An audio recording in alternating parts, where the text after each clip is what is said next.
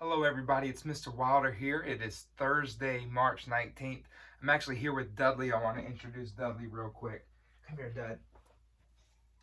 Dudley's going to be joining us for class today. Dudley, say hi to the camera. He's always wanted to be a famous YouTuber, so this is his chance. Um, but I'm excited. This is our second video. I saw that a lot of you watch. I got a lot of comments from some of the students. Got a couple of things sent to me on Google Classroom, so I'm glad that you guys enjoyed it. And here we go with number 2. So getting right into today's agenda, we're going to do a warm-up question that I have for you, and then we're going to spend some time talking about organizational pattern. We're going to review the different types that we've covered this year, and then at the end of class today, we're going to actually practice with a few examples. So let's go ahead and get started with the warm-up. I'm excited for this. I know you guys love haiku. You did so good in our haiku unit earlier in the year. Remember, a haiku poem is a poem that has 3 lines with 5 syllables, then 7 syllables, then 5 syllables. So let's read this, and then we're going to double check that it really is a haiku. Here we go. Morning sun shines on, teardrops from a frozen spear, piercing winter sky. Let's actually get out our fingers real quick and count and double check that it does have that 5-7-5 syllable pattern that we look for in haiku. So here we go. Morning sun shines on, teardrops from a frozen spear, piercing winter sky. Perfect, it checks the boxes. Now the question is, what is the author of this haiku talking about? You have 10 seconds. If you need to pause the video and think longer, you can.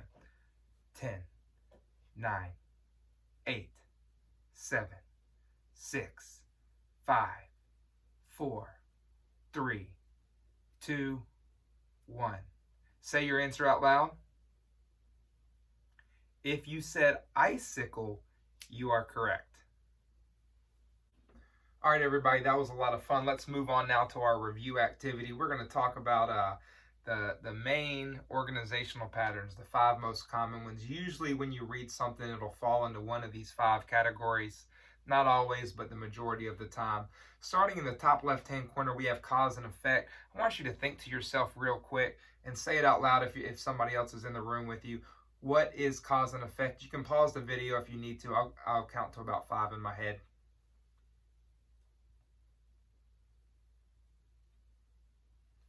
All right, cause and effect is pretty easy. It's when this happens, so this happens. Usually it's dealing with events.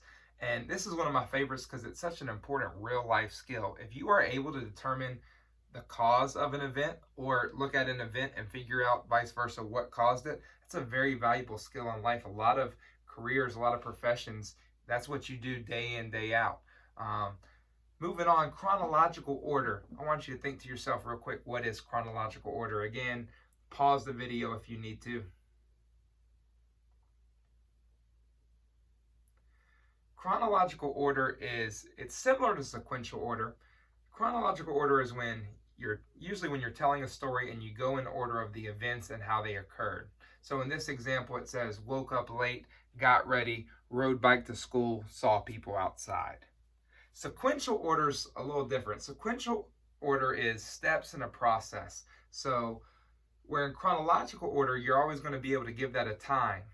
Sequential order doesn't necessarily have a time. So this example is about making cookies. You have to get the materials first, then make the dough, then cook the dough, and boom, you have your cookies. That could have happened this morning, a week ago, 3 weeks ago, a year ago, a century ago. Who knows? I don't know what goes past a century. For chronological order, it's different. You have to have a time. In this example, at 9 o'clock, you woke up late. And then at 9:30, you got ready. Then at 10, you rode your bike to school. There's an actual time you can assign to that. Moving to the top right, another one of my favorites is compare and contrast. It's where you take 2, 3, maybe even more than 3 items and talk about how they are alike and how they're different. And then in the bottom right, we have problem and solution. Problem and solution is, again, a very real life skill. If you can master problem and solution, you're going to have many opportunities when you get into the real world. It's where you look at a problem and you figure out a solution to it. Okay, it's as simple as that. We're dealing with a problem right now in our country and in the world with the virus that's going around, but there are tons of problems, and if you're somebody that's able to brainstorm creative solutions, that's really going to take you a long way in life. So let's now take these 5 and move on to our practice activity.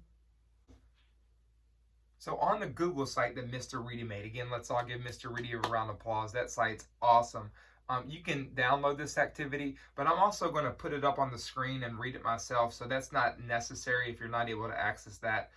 We're going to read 5 or 6 different passages and try to figure out which organizational pattern that passage fits into. So here we go. Let's start off with passage 1. Passage 1, chemical and physical changes. All matter, all things can be changed in 2 ways, chemically and physically. Both chemical and physical changes affect the state of matter. Physical changes are those that do not change the makeup or identity of the matter. For example, clay will bend or flatten if squeezed, but it will still be clay. Changing the shape of clay is a physical change and does not change the matter's identity. Chemical changes turn the matter into a new kind of matter with different properties. For example, when paper is burnt, it becomes ash and will never be paper again.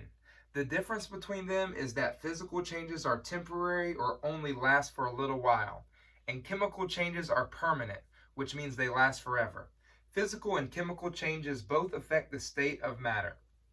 If you'll pause the video, take a few minutes to figure out what organizational pattern that is. Remember, look for keywords and be ready when you say your answer to share some of the clues that you found that helped you figure that out.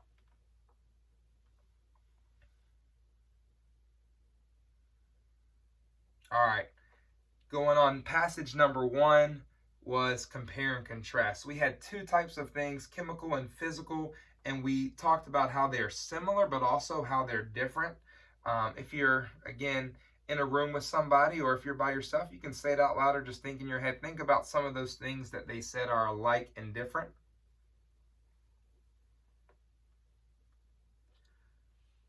Moving on to passage number 2, the best PB&J ever. When I got home from school after a long, boring day, I took out the peanut butter, jelly, and bread. I'm sure some of you right now are already thinking you know what it is. After taking the lid off the jars, I spread the peanut butter on one side of the bread and the jelly on the other, and then I put the 2 pieces of bread together. After that, I enjoyed it while watching Cops on the TV. I swear that was the best peanut butter and jelly sandwich I ever ate. Again, if you'll take a few seconds, pause the video, reread that, and look for what you think the organizational pattern is. Make sure you look for clues. All right, for passage number 2, the correct answer is chronological order. I bet a few of you might have said sequential order because we are hearing the steps to making a peanut butter and jelly, but this is really just a summary of somebody's day. It says when they got home from school, they made the sandwich, then they watched Cops. So if you said sequential, I understand where you're coming from because we did see the steps to making the peanut butter and jelly sandwich, but overall this paragraph was chronological. Moving on to passage number 3. Bobby Fischer. Robert James Fisher was born in Chicago but unlocked the secrets of chess in a Brooklyn apartment right above a candy store. At the age of 6, he taught himself to play by following the instruction booklet that came with his chessboard. After spending much of his childhood in chess clubs, Fisher said that one day I just got good. That may be a bit of an understatement. At the age of 13, he won the U.S. Junior Chess Championship, becoming the youngest junior champion ever. At the age of 14, he won the U.S. Championship and became the youngest U.S. champion in history. Fisher would go on to become the world champion of chess, but he would also grow to become his own worst enemy. Instead of defending the title, he forfeited it to the next challenger without even making a move, and the rise of a chess superstar ended with a fizzle. If you'll take a second, pause the video, and think about what organizational pattern passage 3 is. All right, passage 3 is also going to be chronological order again because we're going over Bobby Fischer's career and going in order of how it happened. You know, a big giveaway is we see the ages there at the age of 6, at the age of 13, at the age of 14, later on. That's kind of signs of chronological order. Moving on to passage number 4, Save the Tigers. Dr. Miller doesn't want the tigers to vanish. These majestic beasts are disappearing at an alarming rate. Dr. Miller thinks that we should write to our congresspeople. If we let them know that we demand the preservation of this species, maybe we can make a difference.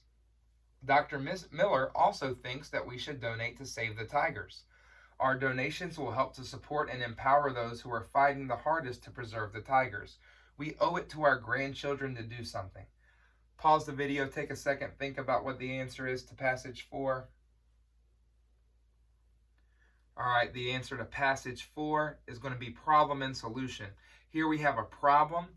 The tigers are vanishing, but instead of just sitting there and whining and letting all the tigers die, Dr. Miller does something about it. He proposes 3 solutions here. If you get a second, pause the video, go back and see if you can find the 3 solutions he proposes. Moving on to passage 5, the Great Recession. Many people are confused about why our economy went to shambles in 2008. The crisis was actually the result of a combination of many complex factors. First, easy credit conditions allow people who were high risk or unworthy of credit to borrow, and even people who had no income were eligible for large loans. Second, banks would bundle these toxic loans and sell them as packages on the financial market. Third, large insurance firms backed these packages, misrepresenting these high-risk loans as safe investments. Fourth, because of the ease of acquiring credit and the rapid growth in the housing market, people were buying 2 or 3 houses intending to sell them for more than they paid. All of these factors created bubbles of speculation. These bubbles burst, sending the whole market into a downward spiral, causing employers to lose capital and lay off employees. Consumer spending then plummeted and most businesses suffered. The economy is like a big boat, and once it gets moving quickly in the wrong direction, it's hard to turn it around.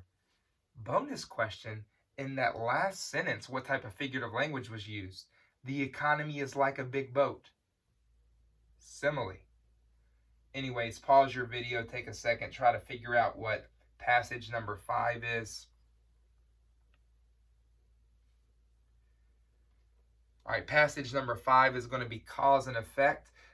The effect is that we had this big recession in 2008 with our economy, and this paragraph went on to tell you what some of the causes were.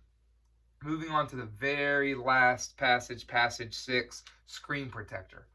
Before applying the screen protector, clean the surface of your phone screen with a soft cloth.